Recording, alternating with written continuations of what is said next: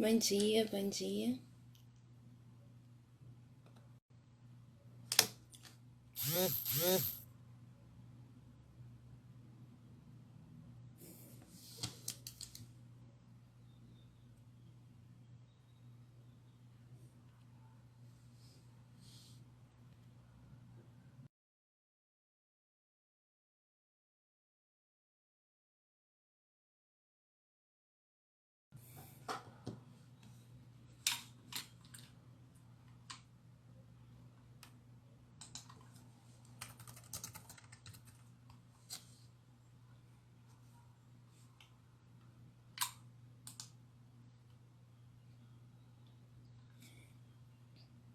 Bom dia, só tô aguardando a Carolina chegar pra gente começar.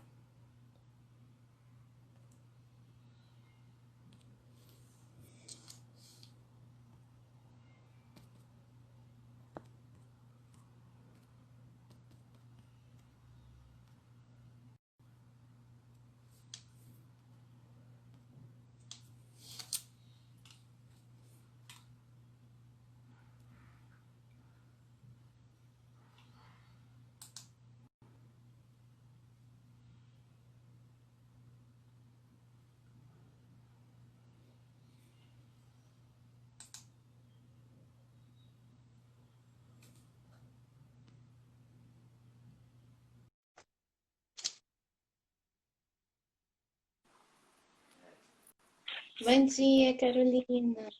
Bom dia, tudo bem, Adriana? Bem, foi até rápido, né? A gente que é iniciante aqui nessa arte da live, pelo menos deu certo. Sim? Eu acho que a gente já pode começar, o pessoal tá chegando. Eu vou fazer uma apresentação inicial e aí depois Certo? a gente começa, tá bom? Tá. Então tá. Bom dia a todos e a todas. Eu sou a Adriana Pérez, defensora pública aqui do Estado do Espírito Santo, coordenadora aqui do Núcleo de Infância e Juventude. E hoje a gente tem a imensa alegria de iniciar com essa live, uma série de lives que vão ocorrer ao longo dessa semana. Essa semana que nós comemoramos o Dia Nacional das Defensoras e Defensores Públicos, amanhã, dia 19, a nossa Escola Superior da Defensoria Pública inaugurou essa semana comemorativa com essa série de lives, e o que desde já a gente saúda a escola pela iniciativa e agradece pelo convite. E a nossa live de hoje vai tratar do tema da proteção à criança e ao adolescente contra o abuso e exploração sexual. Para me acompanhar nessa live, eu tenho a honra de contar com a presença da Carolina Isidro, defensora pública do Estado de Pernambuco, coordenadora do Núcleo de Infância e Juventude da Defensoria Pública de Pernambuco, atualmente doutoranda da Universidade de Buenos Aires em Direito Civil, e que com certeza vai trazer muitas exposições riquíssimas para fortalecer o nosso debate. Carolina, muito obrigada por ter aceito o convite, seja muito bem-vinda. É uma honra ter a sua companhia nessa live. Bom dia a todos. Obrigada, Adriana, pelo convite também. Será uma conversa, né? Informal, até por conta dos moldes como ocorre em uma live. Já vi aqui pelas pessoas que entraram que tem parentes meus, uma delas é a tia Aldeci.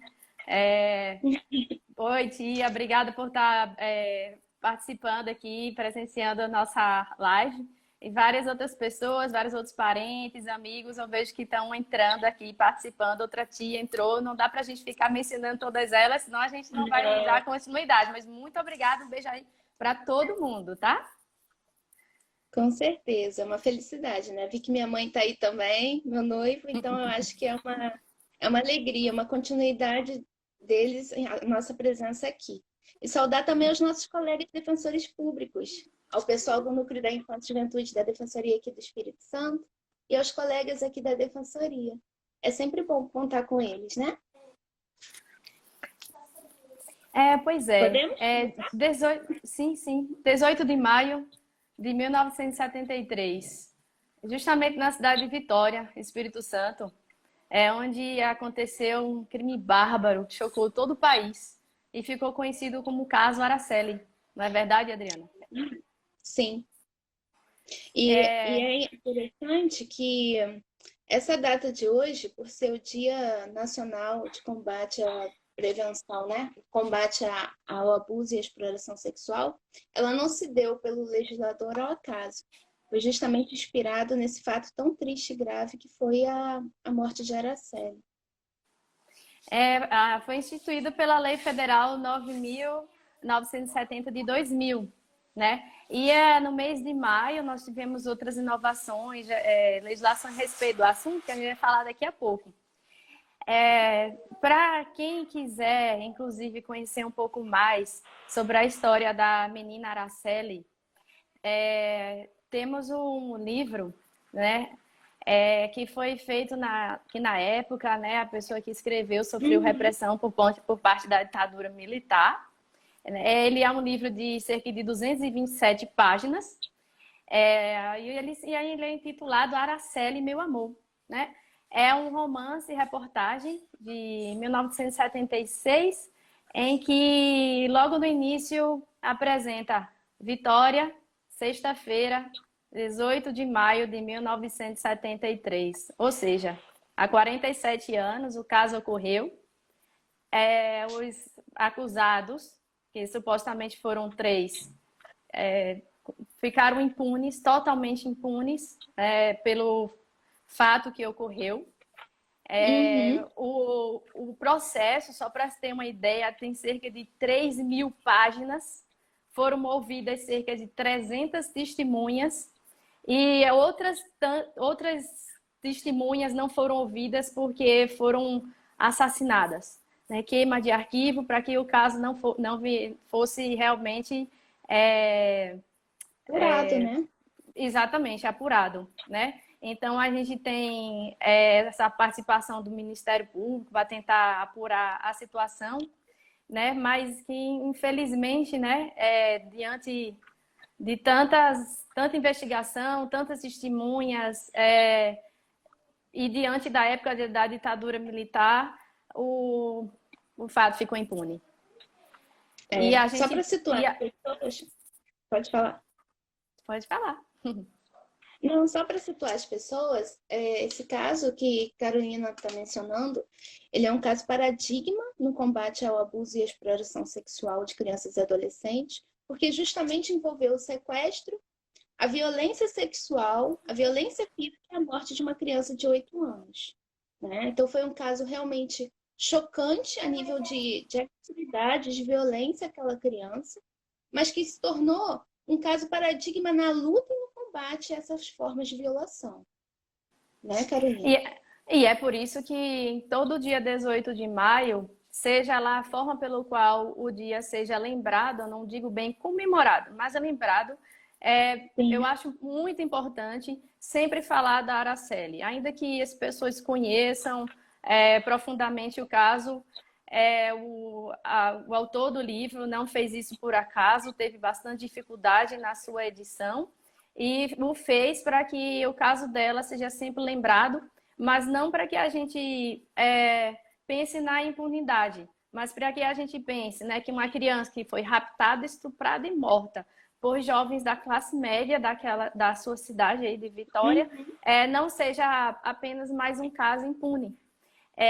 Infelizmente, nós temos casos assim, até bem próximos a gente que ainda continua impune, e eu não posso deixar de citar como uma maneira até de homenagear o esforço dos pais na tentativa da investigação do caso. Não sei se você soube, Adriana, é um caso que aconteceu em Petrolina. O nome da criança é Beatriz Angélica Mota, de idade parecida com a de Araceli, que foi morta dentro da escola em que seu pai lecionava, aula de inglês, e aconteceu há quase 4 anos e meio, foi no dia 10 de dezembro de 2015. Apesar de que a polícia descarta a possibilidade de estupro, isso não foi devidamente comprovado. Então, pode ser que seja mais um caso Araceli, a Juliana, a Amanda, a João, Alfredo, Ricardo, Pedro, tantos nomes que a gente poderia dizer aqui. e que a gente provavelmente conhece em algum caso de perto, conhecido nosso, ou até de longe, por nossos assistidos, que a gente vem atendendo através da própria vítima, criança, adolescente que nos procura, ou de seus familiares. Uhum. Você conhece alguém próximo a você que passou por algum tipo de abuso ou exploração sexual? Próximo em termos de convivência íntima, não, mas pelo núcleo de infância e juventude, nós temos uma atuação tanto no infracional quanto no âmbito civil. Rotineiramente, a gente às vezes recebe demandas muito graves envolvendo crianças vítimas de violência sexual, além de adolescentes, mas o que nos mais causa, às vezes, né, estranheza, surpresa, são crianças em tenra idade vítimas de violência, o que não é uma coisa pouco incomum. Ao contrário do que a gente imagina, esse fato de Araceli, que ocorreu na década de 70, não é algo isolado. Eu estava lendo recentemente uma reportagem da Agência Brasil que relata que o Disque 100, que é um canal de denúncias da Secretaria da República de Direitos Humanos, ela recebe por dia, esse Disque 100, 50 denúncias de violência sexual contra crianças e adolescentes. É um número extremamente alto. Se a gente pensar que grande parte dessas denúncias, elas são relatadas, mas existem uma subnotificação também. Porque muitas das vezes a violência sexual ocorre de modo reservado. Estima-se, né, que de cada 10 denúncias, 6 ocorreram dentro de casa. Então, isso é um número extremamente alto e grave, porque as 6 denúncias que ocorreram dentro de casa chegaram ao conhecimento do Disque 100, mas quantas outras não chegaram? Né? Em relação a Araceli, eu acho que todos nós devemos lembrar, como você muito bem mencionou, a importância de usar esse exemplo como uma luta, realmente, como uma forma de conscientização para que isso se diminua ao longo do tempo. A Defensoria Pública aqui do Estado do Espírito Santo, se unindo à sociedade civil há alguns anos atrás, batizou um dos nossos principais auditórios de Araceli, em homenagem a ela. Mas, além de ser em homenagem a ela, foi em homenagem também à luta que a sociedade civil, ao longo de muito tempo aqui no Espírito Santo, trava para combater o abuso e a exploração sexual.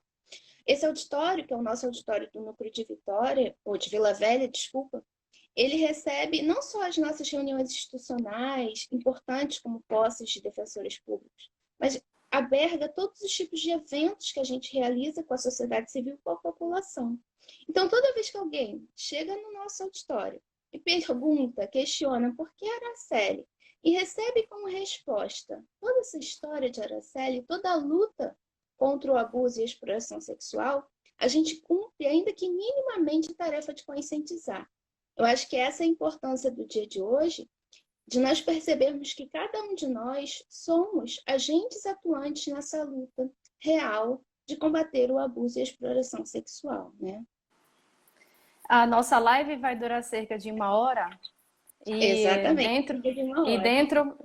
dentro desses 60 minutos nós teremos cerca de 350 crianças que estão sendo abusadas nesse momento. Isso na América Latina. Quando eu lhe perguntei, Adriana, se você conhecia alguém próximo a você que passou por algum tipo de abuso ou exploração, eu posso lhe dizer, você pode responder agora que você conhece a pessoa que está falando com você nesse momento. Acredito que eu talvez tenha tido a idade de Araceli e talvez pessoas que estejam nos vendo aqui não saibam desse fato que me ocorreu. E esse fato foi assim, né? Eu acredito, na minha memória, que tenha sido por volta das 18 horas da noite. Eu estava saindo de uma escola de balé, a qual eu tinha ido para fazer um teste juntamente com minha irmã. E aí, no retorno, quando saímos do estabelecimento, fomos entrar no carro. A minha mãe entrou pela porta do motorista, a minha irmã ia entrando pela porta de passageiro atrás dela. E eu pelo outro lado do automóvel. Foi quando eu senti aquele bafo quente, aquela respiração forte aqui perto do meu ouvido, e uma pessoa dando um tapa na minha boca fez assim. e me apertou com muita força com esse dedo aqui, que é justamente se você fizer algum movimento, você sente a dor mais forte ainda. Sim. Desculpa o jeito que eu falo, ele enfiou o dedo na minha parte íntima. Eu, com aquela idade, pensei, fiquei desesperada. Você tem E quantos anos? acredito que eu tenha tido a mesma idade da Araceli, por volta de 10 anos, 9 anos, algo do tipo. Para mim, naquela época, né, foi bastante difícil estar falando sobre isso. Você vê que aconteceu há cerca de 30 anos e esse fato ainda não me sai da minha cabeça. Você imagina crianças, como é que acontece com essas crianças? Nós estamos falando de cerca de 40 crianças que são abusadas a cada 10 minutos na América Latina, mas em 1990 eu não entrei para essa estatística.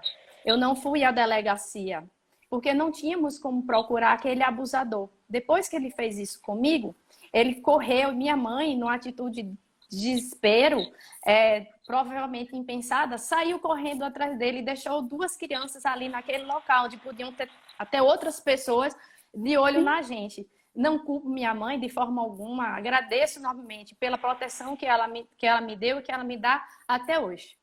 E por esse motivo é que eu nunca deixo minha filha entrar pela porta de trás sem que ela esteja ao meu lado. Ela sempre entra e eu entro em seguida. Então, veja, eu estou com 40 anos. Esse fato não me sai da cabeça, né?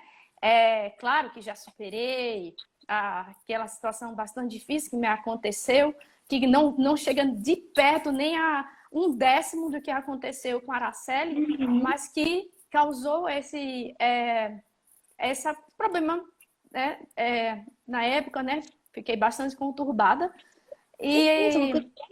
Então você vê, o perigo está ao nosso lado. Depois que eu contei isso a uma amiga, ela veio me falar que ela também foi vítima do próprio tio. A maior parte dos abusadores, não foi meu caso, porque foi alguém estranho que passou e tentou se aproveitar da situação de uma menina que estava com uma roupa de balé, acontece dentro de casa.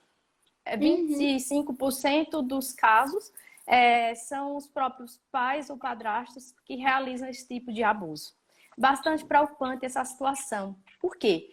Como que essas crianças e adolescentes vão conseguir denunciar essa situação? Vão conseguir pegar o telefone e discar 100? Muito difícil, até porque também as pessoas, quando elas sofrem, a criança ou adolescente, quando ela sofre violência dentro de casa, especialmente alguém com quem ela guarda, às vezes, um vínculo de afeto e respeito, é difícil até entender aquilo como um ato de violência, muitas vezes. Porque a gente pensa que a violência sexual é só a realização, por exemplo, de um ato sexual propriamente dito. Não é.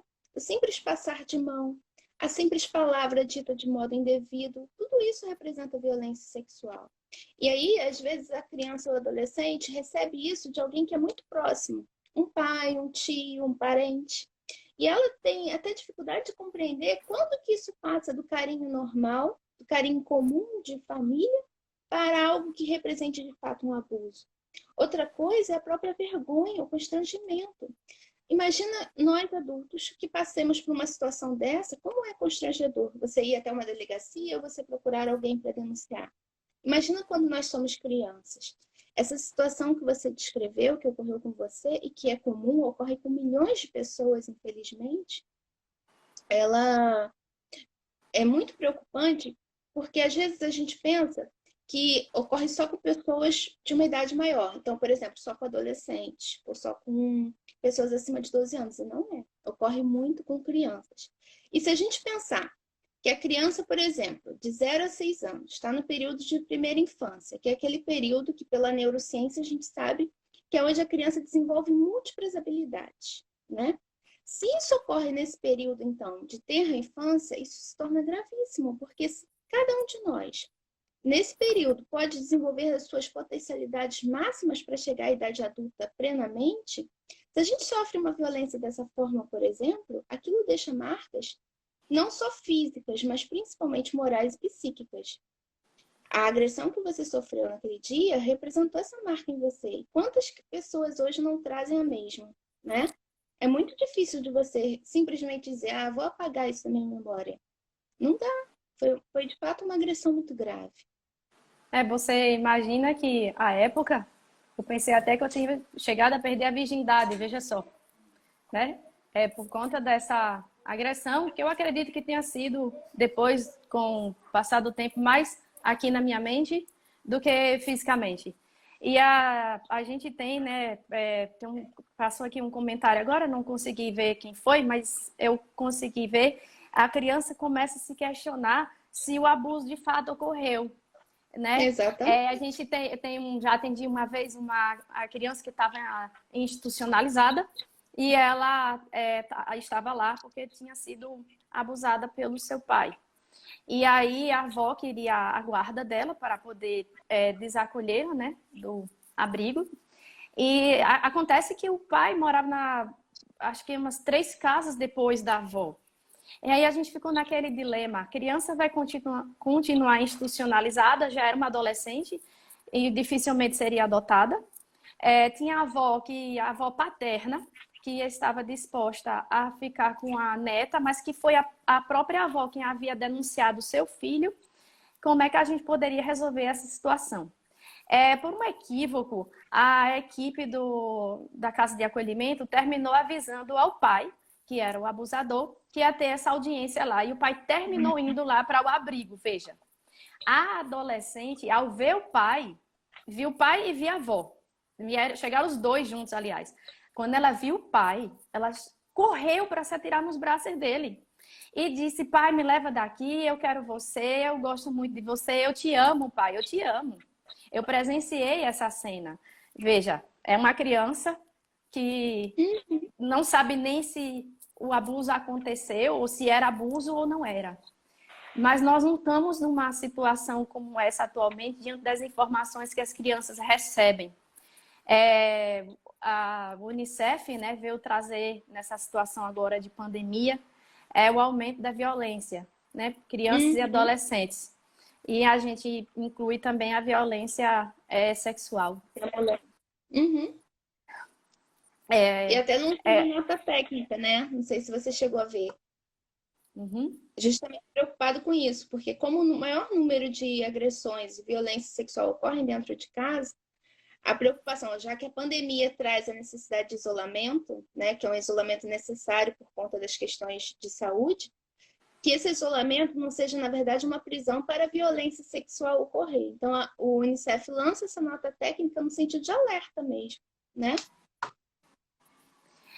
Eu acho que seria interessante, Adriana, tendo em vista até que tem pessoas que não são necessariamente da área do direito, que estão aqui nos acompanhando na live, a gente explicar os conceitos, né, de exploração, abuso sexual, em que hipóteses ocorrem. E aí a gente avança na questão da legislação do Brasil. O que é que ocorreu de mudança? Pode ser? Pode sim. Acho que a gente Antes precisa de falar. falar. Pois não. Não, eu só ia fazer um apontamento, porque se a gente pesquisar ao longo da legislação interna também e as convenções internacionais, é interessante a gente pontuar que a Convenção de Direitos da Criança da ONU já trazia essa previsão, né? Que os estados se comprometiam a coibir qualquer forma de abuso, de exploração sexual. Mas quando a gente vai ler as considerações da Convenção, é interessante que a Convenção coloca que a gente tem que abordar a temática do abuso e da exploração sexual através de uma abordagem holística. E por que ela direciona a necessidade dessa abordagem holística? Porque a Convenção coloca muito bem que muitas das vezes a gente tem as hipóteses de exploração e abuso sexual, mas que decorrem de fatores anteriores, que são propiciadores a isso. Então, a Convenção coloca a pobreza, a desigualdade social e econômica, as discriminações de gênero, raça,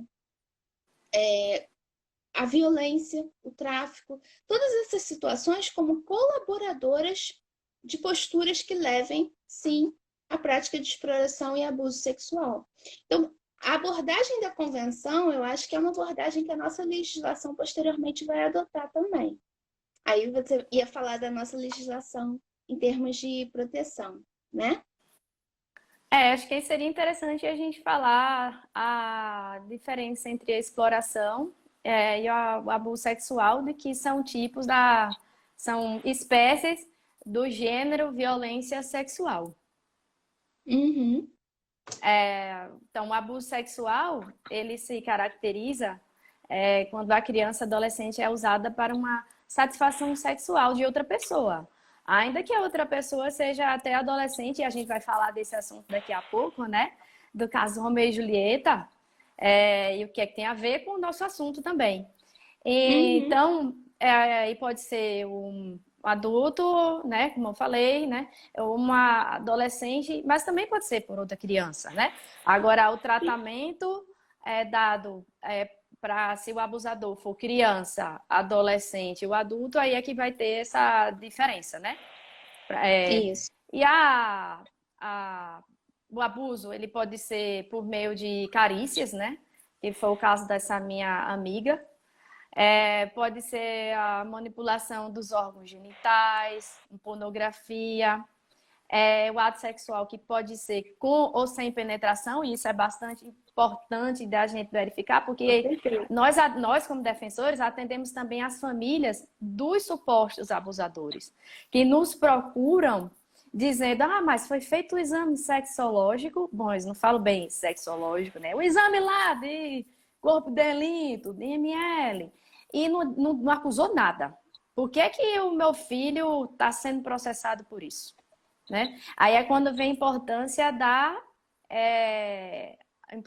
da escuta especializada e do depoimento especial, que a gente também vai falar aqui nessa nossa conversa. E a exploração sexual? Só na questão do abuso, que não precisa nem tocar. Se, por exemplo, você está numa conversa eletrônica com alguém, com uma criança e um adolescente, você estimula essa criança ou adolescente a apresentar uma foto nude, ou a ficar sem roupa, a se acariciar. Isso tudo também são formas de abuso sexual, né? Porque antigamente a gente tinha a premissa, como você bem colocou, que o abuso sexual seria simplesmente o ato sexual em si. E não é. A legislação avançou para abarcar outras formas de abuso, né? Pois acho que um pouco antes de começar a questão da pandemia, eu estava num processo em que eram 2 adolescentes que estavam acolhidos e um deles pediu para a criança de 6 anos de idade baixar a roupa, ficar com o short, né, na altura do joelho. Um outro adolescente também baixou seu calção. E o segundo adolescente pegou o ursinho de pelúcia do abrigo, dos brinquedos que eles usavam, esfregou na genitália e botou para a criança de 6 anos cheirar. Isso também é estupro? Ou não seria? Né? Eu acho que é uma forma de abuso. Com certeza é uma forma de abuso, né? Hoje em dia, porque antigamente a legislação, como não tinha evoluído para esse entendimento, ficava muito limitado. Teve o ato sexual ou o ato libidinoso, ok, é abuso.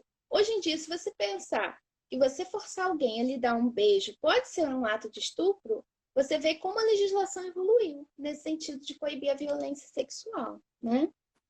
Antes mesmo de a lei dizer que o beijo forçado é estupro, nós tivemos aqui em Olinda, cidade vizinha Recife, uma prefeita, cujo nome agora não me lembro, que ela desde já tinha esse projeto de lei desde antigamente, já há muito tempo, para considerar que o beijo forçado é crime, e aí quando isso veio a se tornar realmente uma lei, o Carnaval de Olinda passou a ficar mais tranquilo. Antigamente faziam aquele corredor polonês, em que se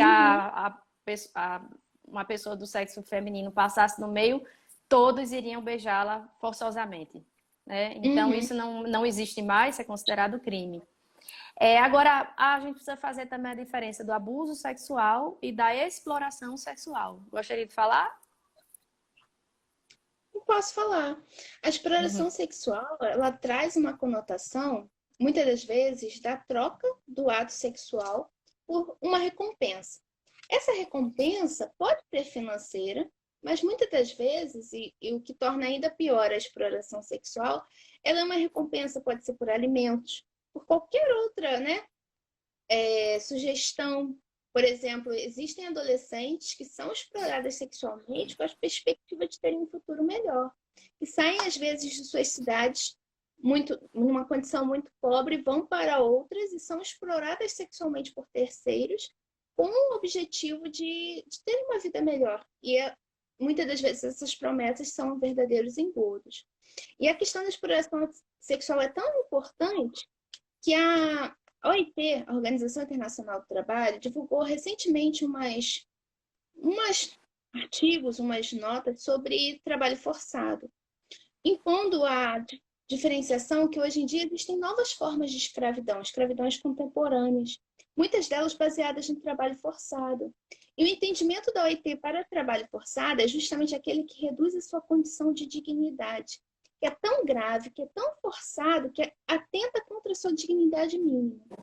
E em relação ao trabalho infantil, a OIT considerou que a exploração sexual é uma das piores formas de trabalho infantil. E aí está ligado ao trabalho infantil propriamente dito, de explorar sexualmente essas crianças e adolescentes, mas também está ligado ao turismo sexual, que acontece em muitas regiões. A própria OIT desenvolveu no Brasil um projeto chamado Mapear, que olhava nas rodovias federais e estradas federais pontos de prostituição infantil de forma a coibir. Então, a exploração sexual, além do próprio abuso em si, ela traz essa carga muito mais gravosa porque ela representa você forçar a criança ou adolescente, muitas das vezes, a se prostituir em troca de uma recompensa. E aí a legislação pune isso de forma muito intensa. No Código Penal a gente tem lá o artigo 218, e é um crime gravíssimo, né? Pois é, você vê que a exploração sexual pode ocorrer até por um biscoito recheado, uma boneca, uma bala, um doce, uma bala. Em Petrolina, onde eu iniciei a minha atuação como defensora da infância, nós tínhamos uma situação bem preocupante num lugar chamado Tapera, bairro da Tapera. Lá tinha uma escola onde quase que a totalidade das crianças já haviam sido abusadas. Fizemos um trabalho intenso lá, principalmente de conscientização dos barqueiros, porque os barqueiros é quem pegavam as crianças, levavam até as lanchas dos ricos que estavam esperando no meio do rio para se aproveitar da criança. Pagava-se ao barqueiro e dava-se roupas novas, brinquedos para essas crianças. A partir do momento que a gente começou a perceber, não é discriminação, mas que uma criança começou a chegar com tênis novos para a escola, né? Crianças que começaram a dizer que não queria ir mais de farda, porque queria usar roupa nova. Onde é que eles conseguiram isso? E o pior, seus pais eram os principais intermediadores dessa situação. Porque daí eles recebiam cestas básicas, recebiam sacos de cimento, tijolo, tudo isso para entregar a sua criança, ao seu adolescente na boca do leão.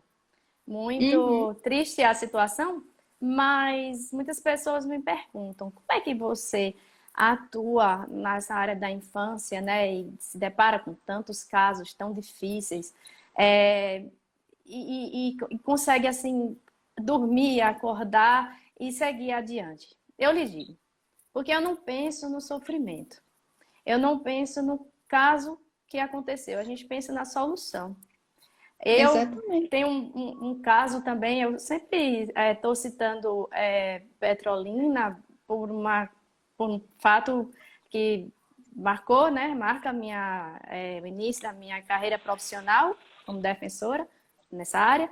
E a gente tem um fato de que uma certa vez eu estava lá na vara da infância e chegou uma professora de uma escola falando que uma aluna havia sido abusada, que ela pegou a criança, levou para fazer o exame, a ML não aceitou, porque ela era não tinha nenhuma relação de parentesco, era apenas a professora.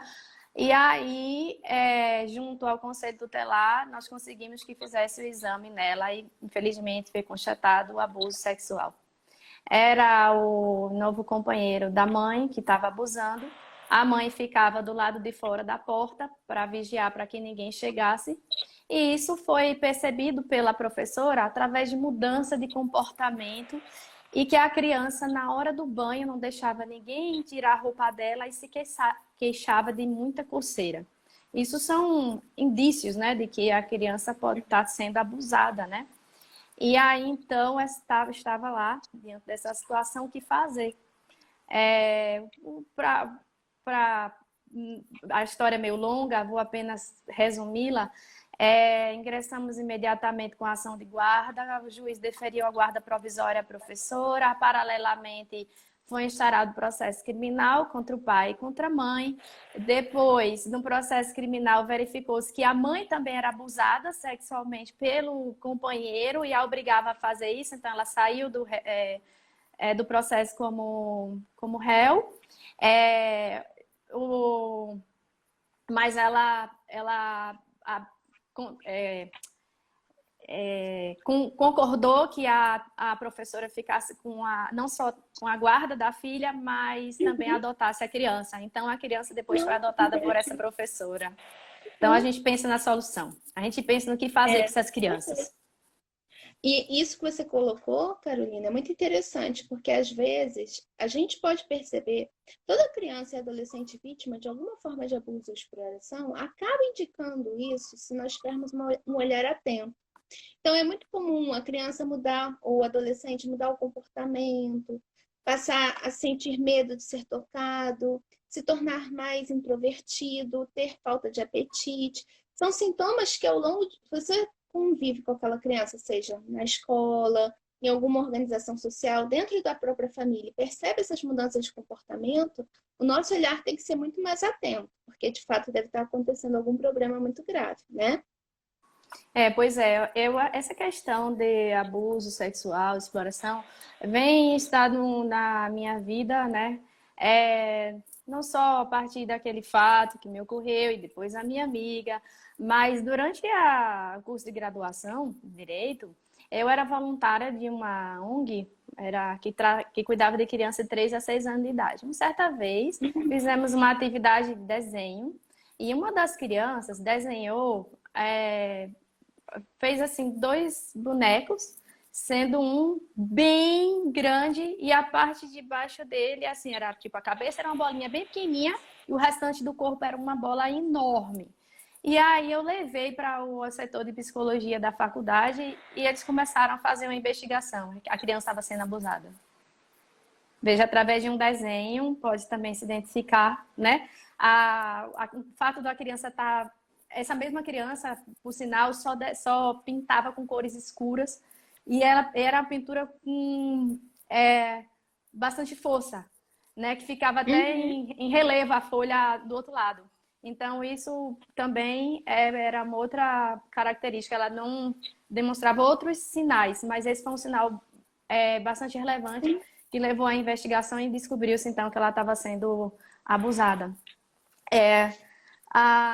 Em Orocó, tem uma outra cidade no sertão de Pernambuco, onde eu também atuei, foi feita uma campanha da paternidade voluntária, aquela que os pais vão e diz que eles querem registrar, né? Como aquela criança sendo pai biológico. Isso, pai presente, exato. Então, eu ajudei na era a vara única de Orocó, nisso, e atendi a um senhor que era casado com uma mulher visivelmente com deficiência mental e tinha 2 filhos, só que os filhos biologicamente não eram deles. Então, como ele não era o pai biológico, e à época ainda não havia a paternidade socioafetiva feita em cartório, eu ingressei com uma ação de reconhecimento de paternidade. Para minha tristeza, cerca de 1 mês depois, a comunidade denunciou que ele estava abusando daquelas 2 crianças. Era uma criança e uma adolescente. Então, o que eu fiz? O processo processo criminal foi instaurado com a denúncia do Ministério Público. Eu era a única defensora que atuava lá na vara e estava naquele dilema. Eu vou atuar na defesa desse senhor como réu no processo criminal. Uhum. E a ação de reconhecimento de paternidade, como é que fica? Bom, o resultado foi que, talvez me antecipando a uma tese que foi apresentada recentemente no último Congresso Nacional dos Defensores, eu atuei no processo criminal como defensor das crianças, como uma espécie de, vamos dizer, assistente do Ministério Público, Uhum. Sim, sim. ajudando, né, na defesa dessas crianças, pedi a extinção do processo da ação de reconhecimento de paternidade que ainda estava em tramitação. O final da história é que a mãe também estava sendo abusada por essa mesma pessoa, e aí a gente conseguiu uma casa de acolhimento para essas 3 pessoas, porque a casa onde elas estavam morando era da família do abusador, e a família reivindicava a devolução do imóvel. Então, eu fico muito feliz porque essa tese de defensor da criança foi trazida para o Congresso, e essa é uma forma dos defensores públicos poderem atuar na defesa da criança. E pode ser atuar também no depoimento especial, né, da escuta especial. Quando, por exemplo, for réu o adulto, né, num processo crime, em que o réu é adulto, o defensor pode atuar na defesa da criança e adolescente, sendo o defensor da criança no processo criminal. E não somente na destituição do poder familiar ou lá na vara da infância. É uma inovação, assim, que se dá os parabéns aos colegas que conseguiram trazer essa problemática para um congresso. E outra coisa interessante que você pontuou, e que eu vejo também em alguns casos aqui, é que muitas das vezes a gente pensa que só dentro de uma família, só a criança ou adolescente às vezes são abusados, e às vezes a própria mulher também é. Eu peguei uma vez um caso pela área infracional, mas que a gente acabou descobrindo que havia, assim, abuso, em que o pai, a filha começou a namorar, uma adolescente, e aí ele queria ensinar a filha o que ela não podia fazer com o namorado. Só que ele fazia os abusos dessa forma. E a filha, que aquilo era um ato de educação, de direcionamento do pai, que era muito religioso, só que na verdade não era um abuso. E a mãe, por sua vez, presenciava isso, também achava, como ela era uma pessoa que não tinha nenhuma outra referência familiar nessa cidade em que ela estava aqui, do interior do estado, ela vivia ligada à família desse pai e achava aquilo normal, internalizou aquilo como normal. E ela era vítima de abuso também, porque sofria agressões. Então a gente percebe que a violência sexual à criança e adolescente nunca é algo, às vezes, que vem isolado. Sempre faz parte de um contexto violador também, né? Como já fizeram um comentário aqui, né? A conscientização precisa começar a partir da família, a própria família, né? Tivemos, né, uma outra situação de destituição do poder familiar, em que uma criança de 11 anos estava casando, né? Queriam casar. Bom, casar no cartório não pode por conta da idade, mas na prática o casamento estava sendo realizado. E aí a gente estava na audiência com essa mãe, né? E ela havia explicado que ela casou aos 9 anos de idade, que a irmã dela casou em idade parecida. Era como uma coisa cultural, normal, na família, e que a menina já estava ficando velha, tinha 11 anos, precisava casar para tomar um rumo na sua vida, cada um ir para o seu lugar, e que o rapaz era de um bom partido e que, inclusive, ia dar uma casa para essa filha de 11 anos. Quer dizer, ela ia ter uma casa para morar, entendeu? Nenhuma das crianças estava estudando, todas estavam dentro de casa exercendo apenas trabalhos domésticos. E aí era uma situação, né, como essa, não seguiu para a destituição do poder familiar, porque a gente viu, né, que era uma questão cultural. E aí, então, foram cancelados, né, todos os casamentos que haviam sido feitos, foi chamada toda a família, foi feito um trabalho, assim, muito lindo e muito importante com todos os membros familiares. Realmente. Eu lembro que eu estava no estágio na época, na faculdade de Direito, tinha meus 20, 21 anos, e eu, pelo escritório modelo da faculdade, né, que a gente recebia, fazer estágio lá obrigatório, eu recebi uma vez uma mãe que queria fazer a investigação de paternidade do neto, E aí, quando eu fui ver, a mãe tinha 24 anos. A filha, mãe da criancinha, tinha 12. Então, a mãe já com 24 anos, quase a minha idade, era avó. E esse histórico era muito comum naquele local que ela residia. Então, existem coisas que realmente são muito enraizadas como se fossem culturais. Só que a gente tem que, de alguma forma, através de uma educação ampliada, também trabalhar isso com toda aquela comunidade, né? Para a gente avançar, porque já são 10h46, o que você acha da gente falar da exceção de Romeu e Julieta? Você ia sim, trazer. claro. E depois a gente falar dos canais de denúncia e terminar falando do depoimento especial. Vamos lá? Sim, pois não. Só uma observação antes, que a gente estava falando das principais formas de abuso e exploração, dentre elas prostituição, pedofilia, estupro de vulnerável, e é nesse estupro de vulnerável onde entra a questão do Romeu e Julieta. Quando eu estava na faculdade, eu fiz um artigo que foi publicado na revista, intitulado Pegadas da Pedofilia, Vidas Marcadas. E aí foi feito um estudo, inclusive através de documentos originais do Arquivo Público da cidade de Recife, que se falava, só puxando um gancho e por comentários que foram feitos quase agora há pouco aqui na nossa live, isso era visto como uma forma de educação. Né? Iniciou-se publicamente através da própria igreja, né, que dava aula de educação sexual. E aí, na época que eu fui submeter o artigo para análise da comissão técnica, eu estava temerosa porque dentro de uma universidade católica, onde eu estudei, se seria permitido sua publicação. Mas ela entendeu que era de cunho histórico também, que não feria diretamente a Igreja Católica. E aí eu tive essa publicação, quer dizer, era só para acrescentar que essa questão da pedofilia e tudo vem seguindo assim a minha vida dessa forma e estamos aqui agora conversando sobre isso, né? Bom, veja só, a gente vai falar sobre o depoimento especial, não é isso? Isso. Né? A gente precisa fazer uma diferenciação entre os dois termos, escuta especializada e depoimento especial. Veja, a escuta especializada e o depoimento especial, ambos foram trazidos por uma lei 13.431 de 2017. Né? Na própria lei, traz a diferença entre essas duas terminologias, que não é apenas uma diferença terminológica. E muitas vezes a pessoa pensa, a criança já passou por uma oitiva, vai passar de novo, não seria uma revitimização? Essa lei trouxe justamente mecanismo para evitar a revitimização. E aí ela trouxe o seguinte, a equipe técnica precisa, de alguma forma, escutar a criança.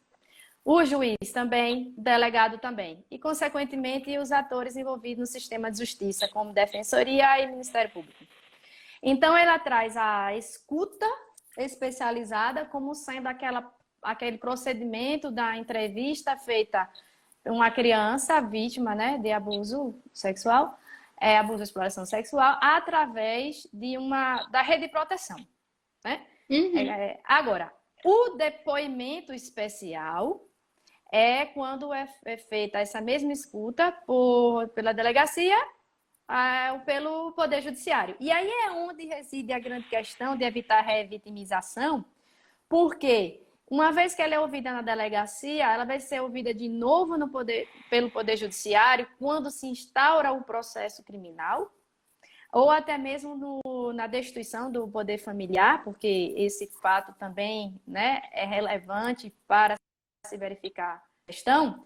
E mais, esse depoimento ouvido no processo de destituição do poder familiar, ele pode ser aproveitado no processo criminal? Bom, eu já participei de uma situação como essa, né? Em que a rede de proteção isso foi antes até da lei de 2017, tá? A rede de proteção fez a escuta, verificou-se que havia indícios fortes de abuso, então foi levado para a delegacia, o delegado fez a aliás, o delegado não fez a escuta da criança, aproveitou a escuta da rede de proteção.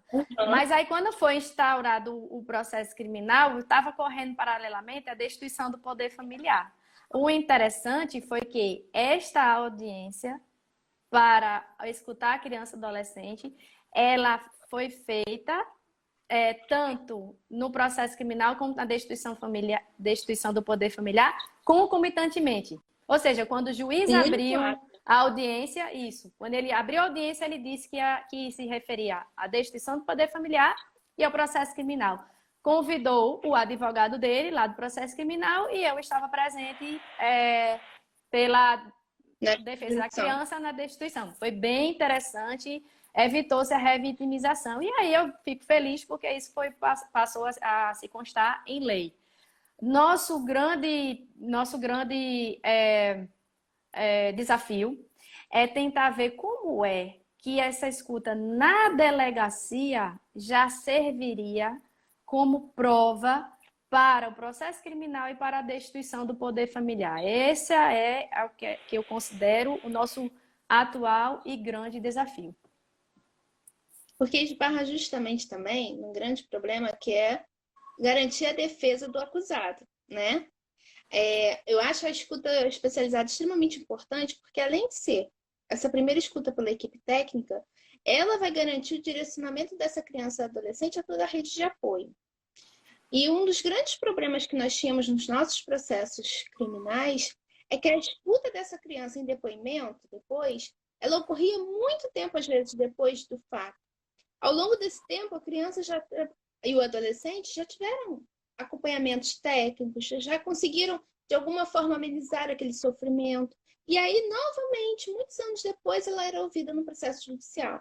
Isso, de fato, gerava um novo dano a essa criança e a esse adolescente. Aqui no estado do Espírito Santo, só para você ter uma ideia, Carolina, a gente ainda não implementou o depoimento especial em todo o estado.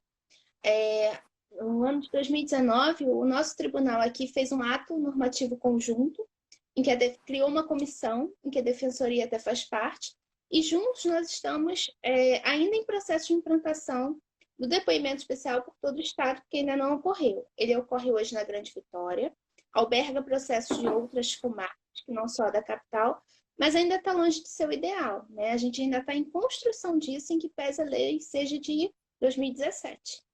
Né?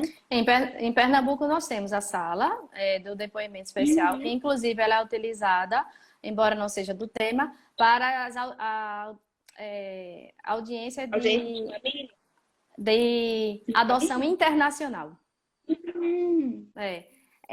Então é uma sala que ela é decorada, forma unissex, né?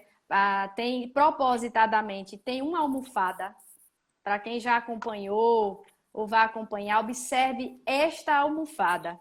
Ela é indicada para todas as salas de depoimento especial. Não é só que tem aqui em Pernambuco, não. A criança sente vontade de segurar em alguma coisa na hora que está falando. Então, ela se agarra à almofada. E através de agarrar mais ou menos, ou não agarrar a almofada, é que a gente vai vendo se ela está mais tranquila, se ela está conseguindo dizer a verdade dos fatos dela, né?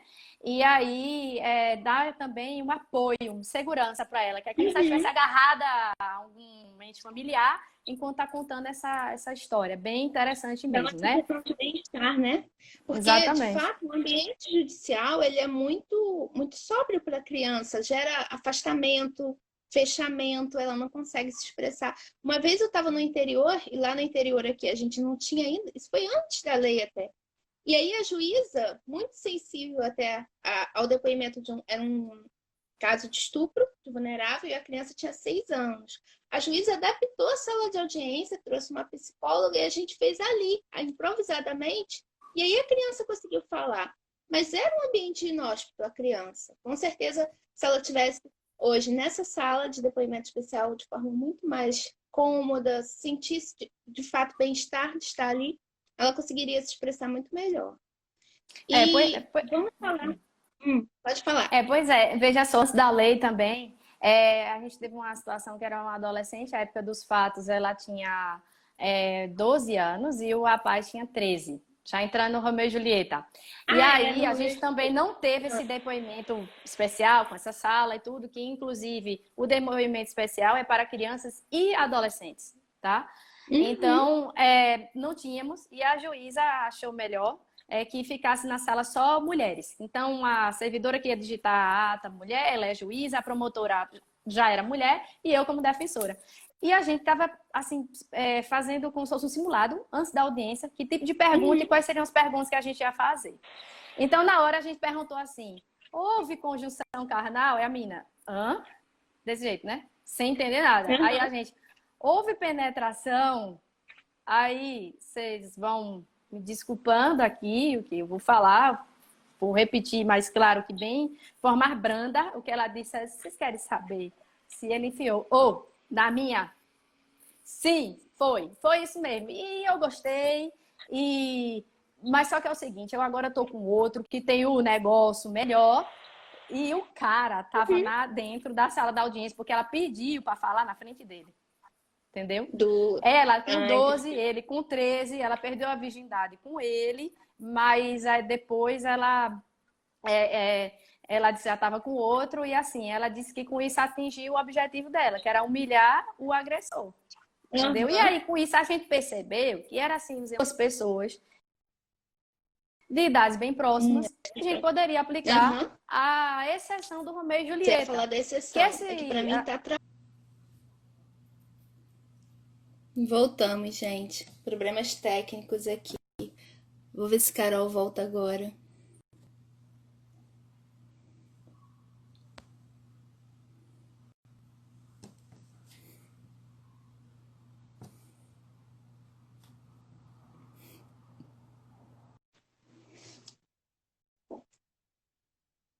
Carol vai se conectar agora de novo.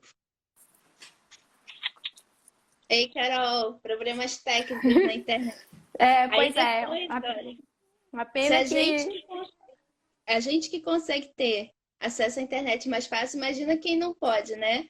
É verdade. Ainda quer que as pessoas façam audiência por videoconferência. Mas fala, onde a gente parou? Então, a gente falou justamente no nosso último assunto, né? Que é sobre a questão do Romeu e Julieta, né? Então, isso mesmo. É baseado justamente no romance, né? Romeo and Juliet.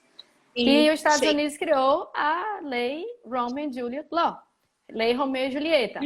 E aí, o que é? É o seguinte. Os Estados Unidos considera que quando dois adolescentes de idades próximas cometem ato equivalente a um abuso sexual, não há crime.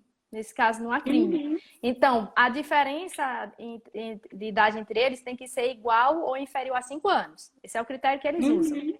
E aí, então, não há crime mesmo. Não é questão feito no Brasil. Não. No Brasil, o que acontece? Pega o gancho dessa lei Romeu e Julieta como uma exceção ao estupro de vulnerável, flexibilizando-se a norma, e aí indo de encontro à súmula 593 do STJ, tá? E aí ele fala o seguinte, o crime existe, né? Porque todo ato praticado por a criança ou adolescente, nesse caso adolescente, em que em alguma lei esteja descrita como crime ou contravenção penal, é ato infracional.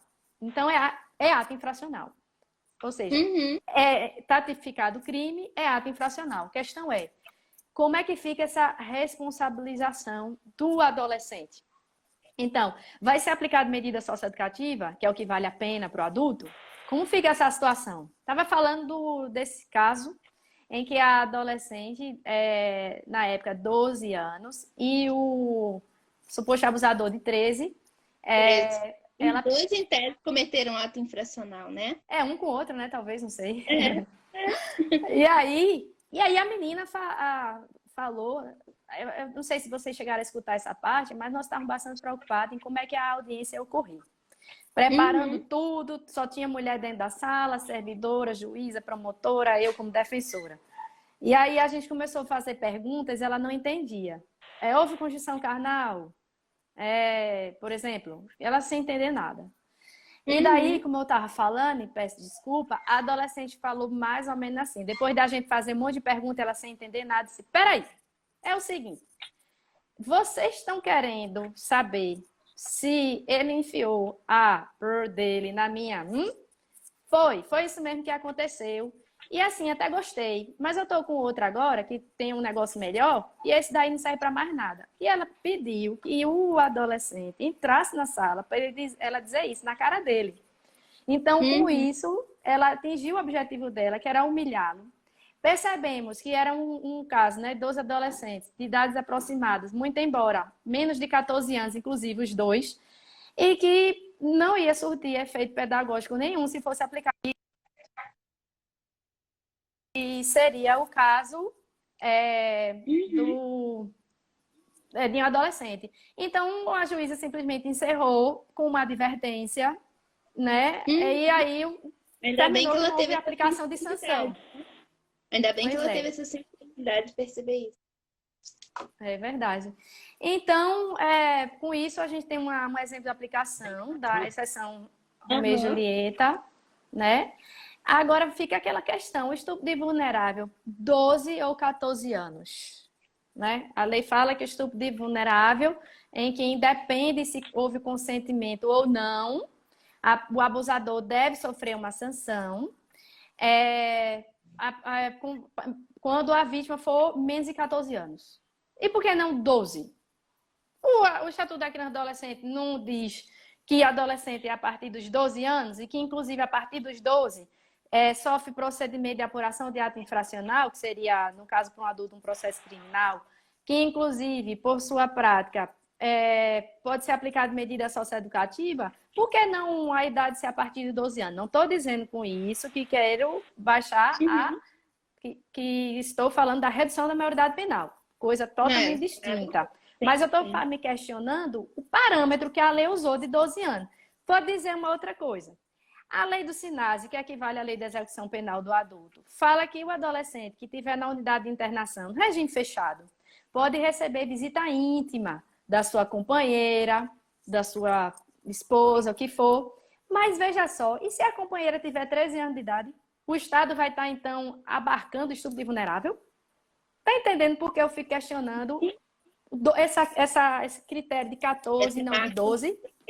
Né? A própria legislador permite, então, o estupro de vulnerável sob a tutela do Estado, dentro da unidade de internação, se tiver 12 anos. Mas se ele estiver fora da unidade, então aí agora é estupro de vulnerável?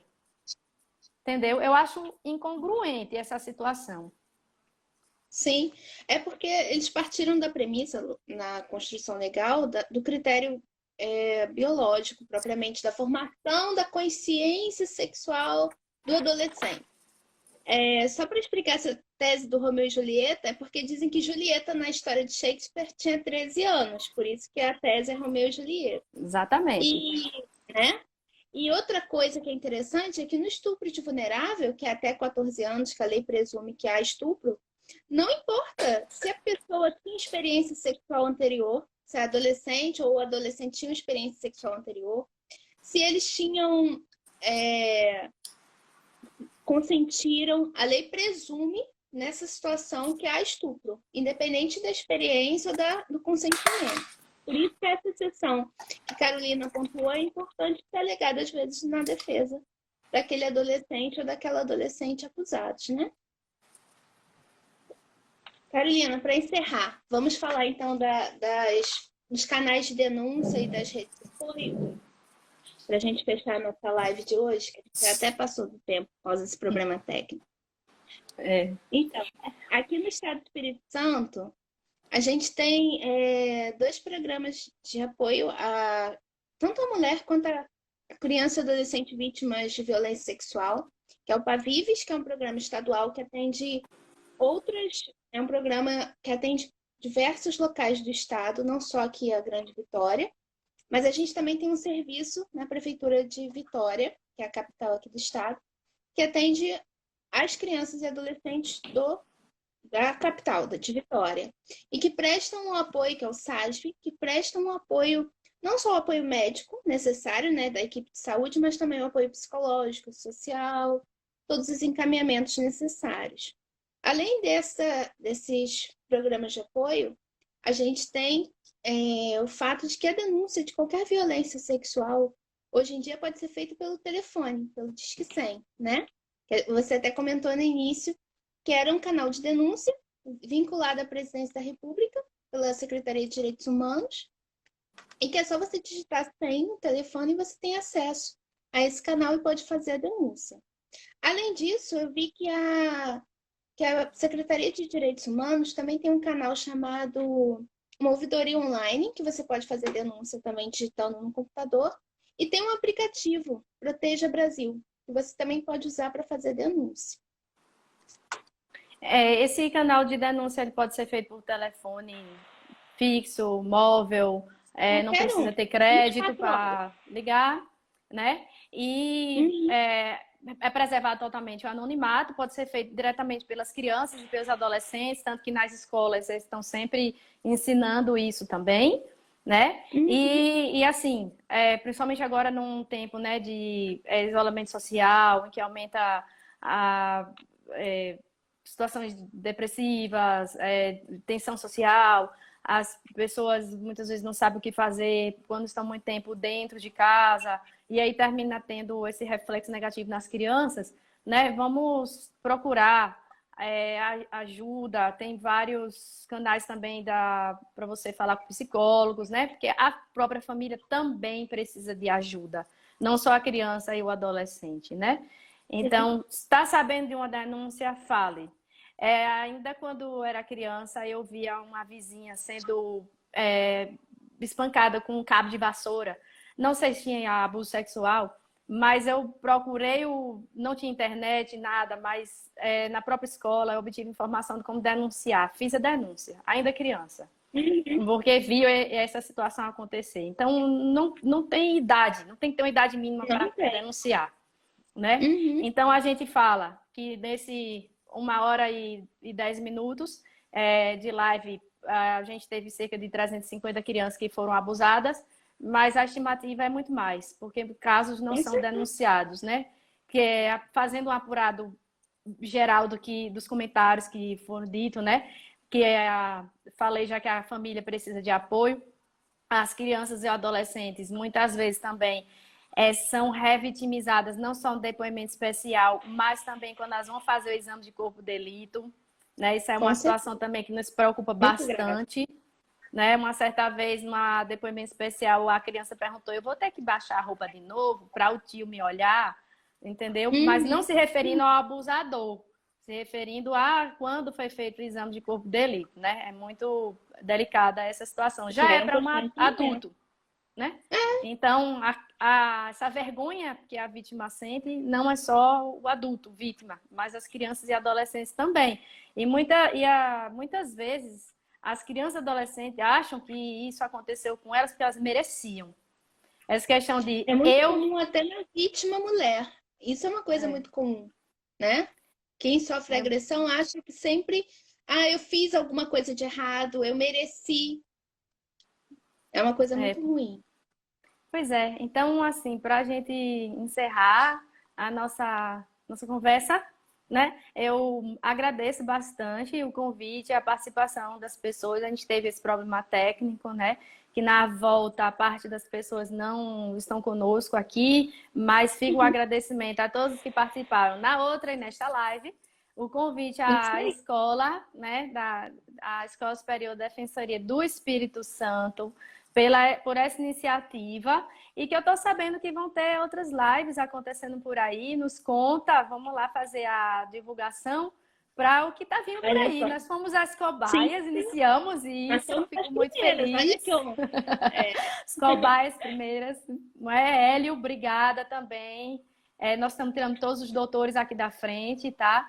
Não por falta de respeito, mas por estarmos sentindo bem à vontade com colegas defensores e não defensores. Então, Hélio, obrigada também por sua ajuda, tá? E os meus familiares, amigos que vieram aqui nos prestigiar. Adriana, um abraço, um beijo no seu coração. Obrigada, olha, agradeço muitíssimo você ter vindo. Com certeza foi muito, muito, muito rico o debate. Você trouxe assim, muitas informações importantes, deu seu próprio depoimento, que eu acho que isso coloca, nos traz essa sensação de empatia fortíssima, né? Eu agradeço a escola mais uma vez pela iniciativa. Acho que teremos chance ao longo dessa semana de comemorar o Dia do Defensor e da Defensora Públicos de forma muito mais intensa. Hoje à noite a gente tem às 18 horas uma live sobre a luta antimanicomial, porque hoje também é o dia, né, dessa luta, que é muito interessante, vai ser com a defensora pública Jeana, convido a todos a participarem. E ao longo da semana, às 10 horas e às 18 horas, teremos várias lives de temas diversos. Então aproveitem, é um momento que a gente troca, vocês podem participar também pelos comentários, e eu acho que todos nós só temos a ganhar com isso. Muito obrigada a todos, eu agradeço a Defensoria Pública do Estado do Espírito Santo, que me abriga há tantos anos, é uma instituição com a qual eu tenho muito orgulho de participar. Agradeço aos meus colegas do Núcleo de Infância e Juventude, e a todos os defensores e amigos aqui presentes. Obrigada mais uma vez, Carolina, é um prazer ter dividido esse momento com você. Ah, Tá bom? obrigada, Adriana. Não poderia deixar falar também Tá certo, não poderia deixar também de agradecer ao nosso colega Hugo pela indicação e compartilho aqui com vocês a alegria, não só de ter participado aqui, mas que pela madrugada me foi enviado um e-mail de aprovação de que chama ponência em espanhol, é tipo uma prática, e logo mais, às 14 horas, vai começar um congresso federal internacional interdisciplinário da direitos da infância e juventude, mais ou menos assim traduzindo para o português, que vai ser pelo Zoom também, e aí eu fui agraciada com a oportunidade de apresentar nosso trabalho da Defensoria na proteção dos adolescentes e jovens que estão no sistema socioeducativo em tempos de Covid-19. Então, deixo aqui o registro, compartilhando também essa alegria. Com certeza, é uma alegria nossa, porque aonde você vai, você leva com muita galhardia a bandeira da Defensoria Pública. Eu acho que isso que é o mais importante, Carolina. Parabéns. Que seja um sucesso a apresentação. Obrigada, viu? Um beijo, até vocês também. Um beijo a todos. Obrigada. Um beijo a todos. Tchau.